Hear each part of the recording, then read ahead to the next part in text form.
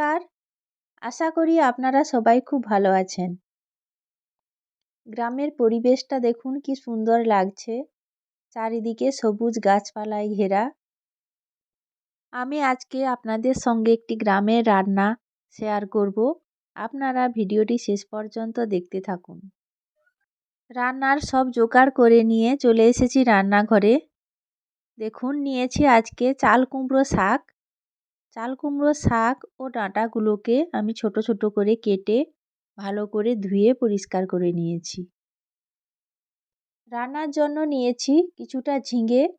ঝিঙেগুলোকে ডুমো ডুমো করে কেটে ভালো করে ধুয়ে নিয়েছি। নিয়েছি কিছুটা পেঁপে। পেঁপেগুলোকে পাতলা পাতলা করে কেটে ভালো করে ধুয়ে নিয়েছি। আর নিয়েছি কিছুটা আলু। আলুগুলোকে সরু সরু করে কেটে ধুয়ে নিয়েছি।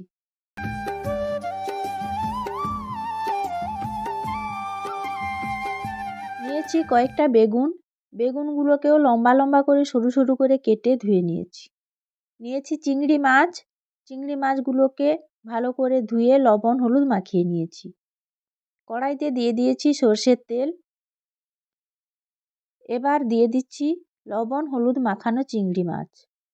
চিংড়ি মাছগুলোকে 2-4 বার নাড়াচাড়া করে আমি ভেজে তুলে নেব। দেখুন চিংড়ি মাছগুলো নেড়ে চেড়ে খুব ভালো করে ভেজে নিচ্ছি।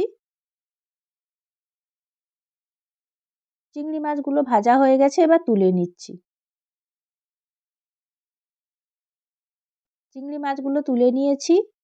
রান্নার জন্য কড়াইতে দিয়ে দিচ্ছি সর্ষের তেল। দিয়ে দিচ্ছি 5 ফোড়ন। 2-1 বার নাড়াচাড়া করে ফোড়নটাকে ভালো করে ভেজে নিয়েছি। এবার দিয়ে দিচ্ছি কাঁচা লঙ্কা কুচি। এই রান্নাতে আমি কাঁচা লঙ্কা একটু বেশি পরিমাণেই দিচ্ছি।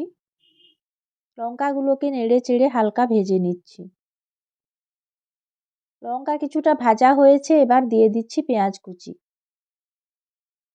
এই রান্নাতে আমি পেঁয়াজ কুচি একটু বেশি পরিমাণেই দিচ্ছি, তাহলে স্বাদ ভালো হবে। পেঁয়াজ আবারও নাড়াচাড়া করে ভেজে নিচ্ছি। দিয়ে দিচ্ছি হলুদ গুঁড়ো। এবার দিয়ে দিচ্ছি পরিমাণ মতো লঙ্কার গুঁড়ো।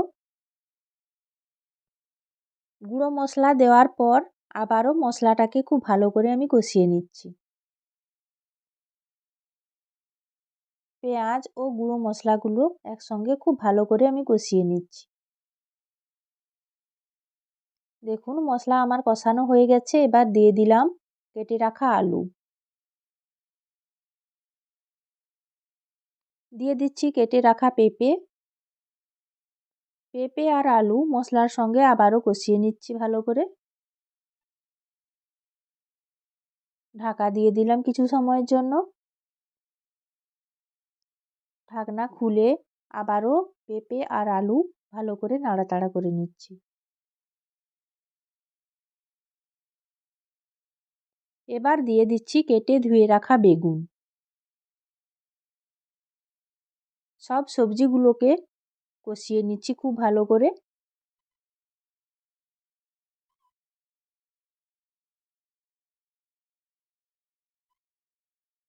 দিয়ে দিচ্ছি কেটে রাখা ঝিঙে।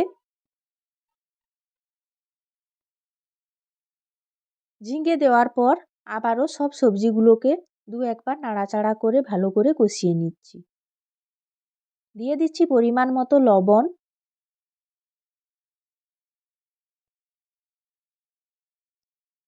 লবণ সব সবজির সঙ্গে ভালো করে মিশিয়ে নিচ্ছি। দেখুন নাড়াচাড়া করে সব সবজির সঙ্গে আমি লবণটাকে ভালো করে মিশিয়ে নিচ্ছি। সবজিটা খুব ভালো করে কষানো হয়ে গেছে। এবার দিয়ে দিচ্ছি কেটে রাখা চাল কুমড়ো শাক। চাল কুমড়ো শাকগুলো দিয়ে দিচ্ছি। দেখুন 1 কড়াই হয়ে গেছে। একটা ঢাকা দিয়ে দিচ্ছি, তাহলে তরকারিটা অনেকটাই কমে যাবে। তরকারি থেকে জল ছেড়ে যাবে। কিছু সময় পর ঢাকনা খুলে নিলাম। তরকারি থেকে হালকা জল ছাড়তে শুরু করেছে। আবারও নাড়াচাড়া করে তরকারিটাকে ওপর নিচ করে দিচ্ছি। পাঁচমেশালি সবজি দিয়ে এই চাল কুমড়ো শাক রান্না করে খেলে খেতে কিন্তু খুব ভালো লাগে। ঢাকনা খুলে নিচ্ছি। দেখুন শাক থেকে অনেক জল বেরিয়েছে আর শাকের পরিমাণটাও অনেক কমে গেছে। আবারও সব সবজিগুলোকে খুব ভালো করে আমি কষিয়ে নিচ্ছি। খুব ভালো করে কষানো হয়ে গেছে। এবার দিয়ে দিচ্ছি সর্ষে বাটা। সর্ষে বাটা দিয়ে খুন্তি দিয়ে নাড়াচাড়া করে সর্ষে বাটা খুব ভালো করে পুরো তরকারির সঙ্গে আমি মিশিয়ে নিচ্ছি। সবজিগুলো অর্ধেক সেদ্ধ হয়েছে আর কিছুটা সেদ্ধ হতে বাকিও আছে, তাই প্রয়োজন মতো সামান্য পরিমাণে আমি জল দিয়ে দেব। দেখুন কিছুটা জল দিয়ে দিয়েছি। সবজিটা খুব ভালোভাবে সেদ্ধ হতে থাক।